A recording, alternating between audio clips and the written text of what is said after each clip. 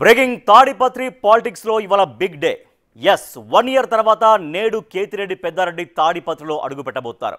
దాంతో తాడిపత్రిలో నేడు పొలిటికల్ హీట్ మామూలుగా ఉండేలా కనిపించడం లేదు. పెద్దారెడ్డికి తాడిపత్రికి వెళ్లేందుకు ఇటీవల హైకోర్టు గ్రీన్ సిగ్నల్ ఇచ్చింది. దీంతో ఆయన ఇవాళ ఉదయం 10 గంటలకు తాడిపత్రికి వెళ్లబోతున్నారు.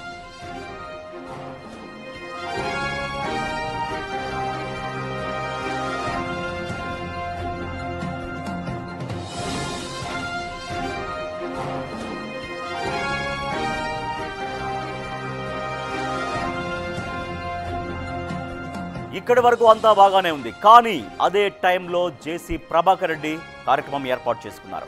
శివుని విగ్రహం ప్రారంభోత్సవంలో ప్రభాకర్ రెడ్డి పాల్గొననున్నారు. దాంతో ఏ క్షణాన ఏం జరుగుతుందోనని పోలీసులు టెన్షన్ పడుతున్నారు.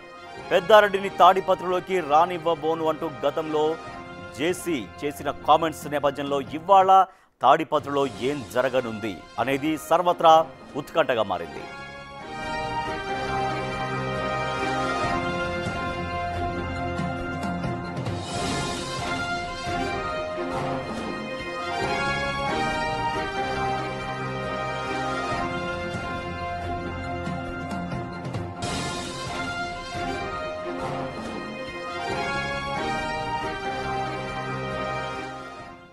తాడిపత్రి రాజకీయాల్లో ఒక ఉత్కంఠ కలిగిస్తుంది ఈరోజు. ఎందుకంటే మాజీ ఎమ్మెల్యే కేతిరెడ్డి పెద్దారెడ్డి సంవత్సరం తర్వాత తాడిపత్రిలో అడుగు పెట్టబోతున్నారు హైకోర్టు అనుమతితో.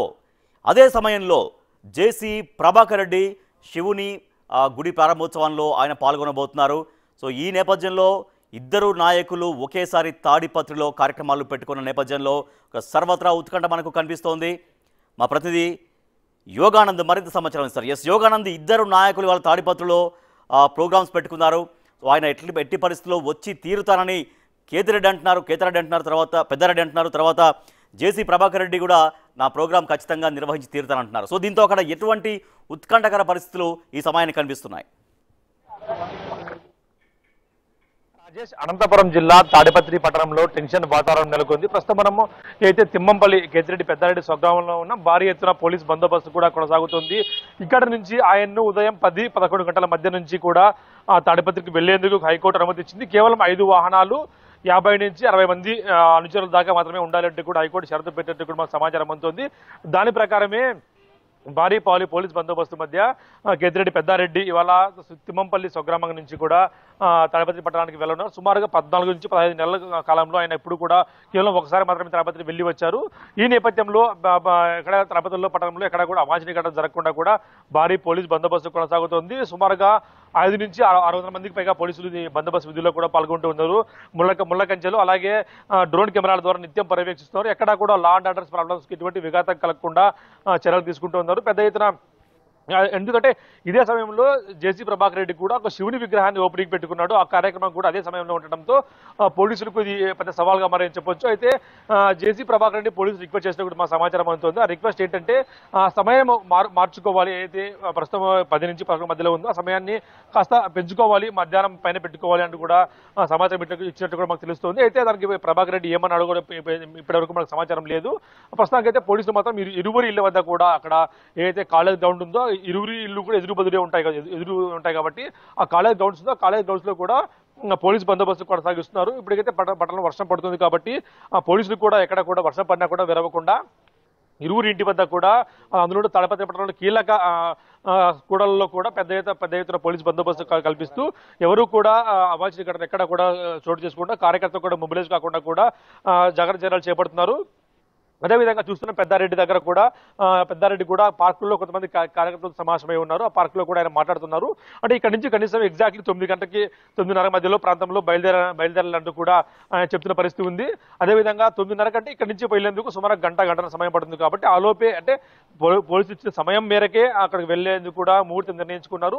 ఇప్పుడు ఆ పట్టణంలో ఏం జరగబోతోంది, ఏమన్నా పోలీసుల చర్యలకు మించి ఏమన్నా ఉంటాయా, లేదా జేసీ ప్రభాకర్ రెడ్డి పోలీసులు రిక్వెస్ట్ చేస్తారా, ఇప్పుడు ఏం జరగబోతున్నది కూడా తీవ్ర ఉత్కంఠగా మరి చెప్పొచ్చు. రాజేష్, పూర్తి స్థాయిలో కూడా పోలీసులు కూడా టెక్నాలజీ కూడా వాడుతున్నారు. ఎవరు కూడా ఎక్కడ యోగానంద్, అయితే రెండు నాయకుల వర్గీయులు ఏమంటున్నారు? ఇప్పుడు ఎట్టి పరిస్థితుల్లో 10 గంటల నుంచి 11 గంటల వరకు మాత్రము ఆ సమయంలోనే అడుగు పెట్టవచ్చు అనేది హైకోర్టు ఇచ్చినటువంటి ఆదేశాలు మనకు కనిపిస్తూనే ఉన్నాయి. సో మరి ఇప్పుడు పెద్దారెడ్డి వర్గీయులు పెద్దారెడ్డి అనుచరులు ఏమంటున్నారు? జేసీ ప్రభాకర్ రెడ్డి ఖచ్చితంగా శివుని విగ్రహం ప్రారంభోత్సవంలో ఆయన కూడా పాల్గొనబోతున్నారు. సో ఆయన వర్గీయులు ఏమంటున్నారు? ఏమైనా శాంతి పాటించేటువంటి అవకాశం ఉందా?